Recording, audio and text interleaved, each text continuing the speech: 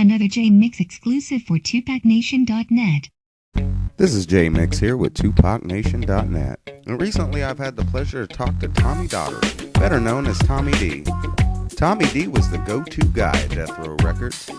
Tommy D did engineering and mixing on Tupac's greatest hits, the Makaveli LP, the gang-related soundtrack, All Eyes on Me, Above the Rim, Are You Still Down, and not to mention other artists as Nate Dogg, Daz Dillinger, The Dog Pound, Scarface, George Clinton, Paul McCartney, Madonna, and has even mixed and done production for Michael Jackson. How you doing, Tommy? It's Jesse. Hi, I'm good. How you doing? Not too bad, brother. So how did you come to be on Death Row Records? Well, because I happened to be at Larrabee Studios where they were working at. They had just finished the Chronic album, and they were switching into the Murder Was the Case, Above the Rim album when I was working for Prince. And they were in the studio next door, and they beat up the engineer, and they couldn't find nobody engineer, so the guy had me go over there and engineer for him. So you're saying they beat up an engineer? Yeah. Something happened where I guess the engineer that they were using messed up, and I guess he got punched or something. It wasn't, I don't ask no questions. And then he exited the building, and I happened to be next door working for Prince, but he was in London. So the studio manager asked me to go over and work for Death Row because he didn't want to lose him as clients. And what was that experience like? Who did you first work with while at Death Row? Dr. Dre, because I was his engineer. Then, right off the bat, I met Tony Green and Carl Butch Small and Ricky Rouse, who were like the three team members for Dre, and Barney Rubble, of course. Those are like the four main dudes. So that's how, that's who I met at first. At what point did you first hear about Dre being unhappy at Death Row? That was way later, pretty much the day, probably right when Tupac got out of jail. I was working at his house, and he commented that, his comment was, now that Tupac's at Death Row, I'm out of here. Did any other artists share a similar sentiment or feel the same way? I don't think so. Everybody just wanted to record. Can you tell us what really happened with the California Love song and Dr. Dre? It was pretty much basically, Dre had a version of his own with 3 verses, and then they brought Tupac up to Dre's studio and put him on a verse, and that, that's pretty much what went down. Were the allegations that Death Row were making against Dr. Dre, was it because that they knew that he was unhappy and he was going to leave? No one knew when Dre was going to move on. Nobody had any idea. How did you first meet Tupac, and what was your impression of him? Well, the first time I met him, I didn't really realize I met him. And then the second time I met him, he just came in the studio and bought, magazines for everybody and cigars and shit and blah, blah. It was like one of them sessions where one of the engineers didn't show up or something. And I was only in there for 6 hours or some shit. But let's just jump to my impression of him. He was a genius, period. I've been working in studios for 30 years in this town. You name it, I've been with almost everybody, or one way or another, people associated with people that know somebody. But there was nothing like being in the studio with Tupac. And I wish a lot of very popular artists could have the opportunity to see what it was like, because that shit, he was like a machine gun. Intellectual machine gun, how's that? You were very active on the Makaveli album. Is it true that that album was supposed to be a mixtape? Because back in those days, no one ever used the word mixtape. Mixtape is something that was made up by a later generation. If you follow your history of DJs and stuff like the Heavyweights record pool with DJ Jam, who was Snoop Dogg's DJ, and Truly Odd, and all those DJs, the whole mixtape thing, it changed over time. So no, it wasn't nothing like that. It was more like Suge asked Tupac to do this album. One day, Tupac worked in the studio and said, Suge wants me to do a diss album. The Makaveli album just became what it was when we made a comment, Lance and I, one day about how it would be cool to make a political socialist album as opposed to a diss album.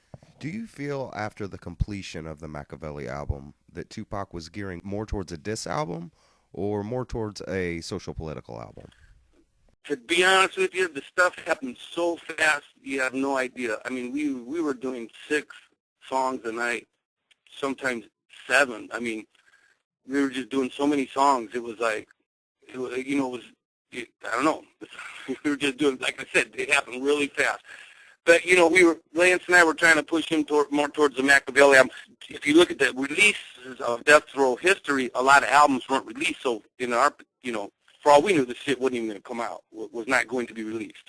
Is it a fair assumption that the Makaveli album was recorded in 7 days? Probably. It happened so fast, yeah. I mean, we just did that stuff like that, One could say yes. I would agree with that. I could say it was tracked in 7 days, for sure. Did you hear the 3-Day Theory demo leak?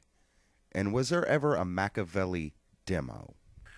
Yeah, I don't know where this word Makaveli demo is coming from, because there's no such thing as a demo. At Death Row, there's no such thing as a fucking demo. Either you record or you're not recording, you know what I mean? So, I don't know, maybe somebody got, I don't know where all these DAT mixes came from and shit, but there's no such thing as a demo, man. We was cutting that shit to be released, not to be fucking playing, it was Death Row. Either way, we knew all this shit was going to come out one way or another, you know what I mean? Come on.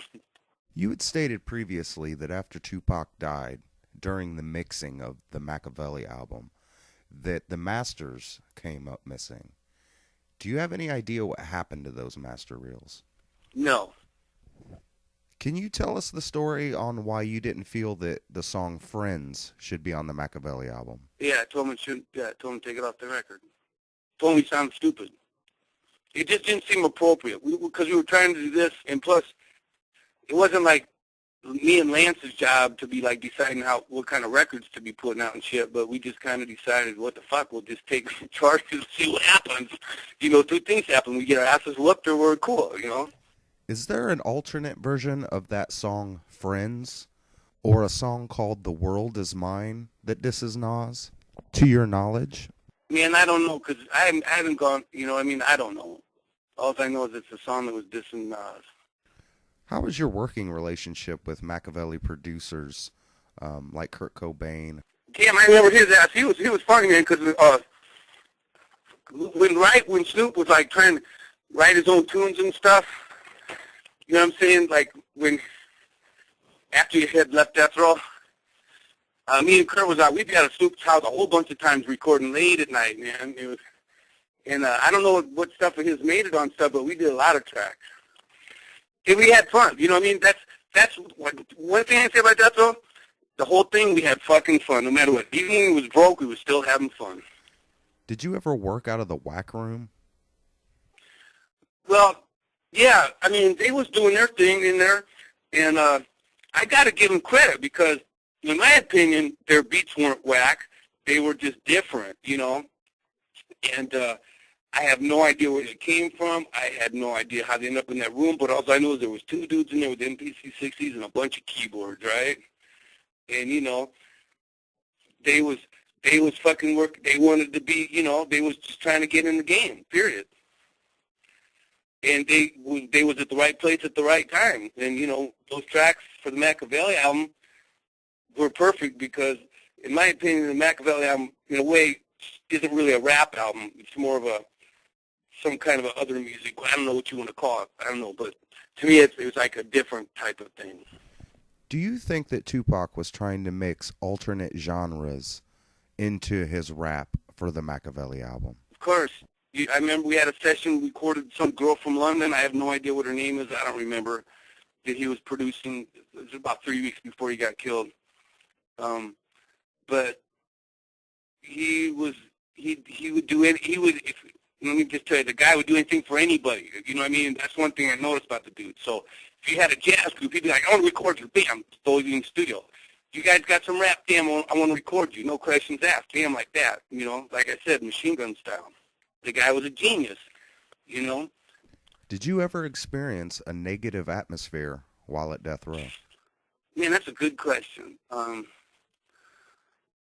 Well, of course. I mean, when Tupac got killed, that was, I guess, the first, big person at Death Row that got killed. So, yeah, of course, yeah. Here's a question for you, Tommy. While you were at death row, did you ever hear of the Lakewood Mall incident? About a what now? The Lakewood Mall incident. It's where a chain was snatched. I never heard of it. I don't know anybody that ever happened to it, if you know what I'm saying. Well, let me put it this way. Did you ever hear of any artists getting their chain snatched? All I know, the worst thing was if you was on the road and they sent death row security to come to your house to get your chain. That's when you know things wasn't looking good. I take it you're referring to the studio and artists. I'm referring to anybody that has to do with anything with the road. A J Mix exclusive.